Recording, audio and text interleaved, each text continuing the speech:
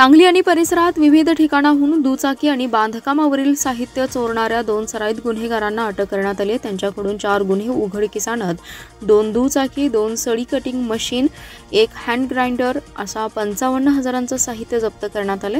विश्रामबाग पोलिसांनी ही कारवाई केली आहे। सुमित विनोद शिंदे आणि वृषभ सतीश हराळे अशी अटक करण्यात आलेल्यांची नावे आहेत। शहरात विविध ठिकाणी दुचाकी चोरीच्या घटना घडत आहेत। यातील चोरट्यांचा विश्रामबागचे गुन्हे प्रकटीकरण शाखेचे पथक शोध घेत होते। त्यावेळी वांडलेसवाडी येथे विना क्रमांकाच्या दुचाकीवरून 3 जण जात असल्याचं पथकातील पोलीस अंमलदार संकेत कानडे, प्रशांत माळी यांना माहिती मिळाली। त्यावेळी त्यांनी दुचाकीवरील तिघांना थांबवून त्यांच्याकडे चौकशी केली। त्यांच्याकडील दुचाकीच्या कागदपत्रांबाबत चौकशी केल्यानंतर त्यांनी उडवाउडवीची उत्तरे दिली। त्यांचा संशय आल्याने त्यांना ताब्यात घेऊन कसून चौकशी केल्यानंतर त्यांनी विजयनगर येथील 2 अपार्टमेंटमधील दुचाकी चोरल्याची कबुली दिली आहे। तसेच आपटा पोलीस चौकी परिसरात बांधकाम सुरू असलेल्या ठिकाणाहून सळी कटिंग मशीन, हँड ग्राइंडर चोरल्याचीही कबुली दिली। त्यांच्याकडून चोरीचं साहित्य जप्त करण्यात आले।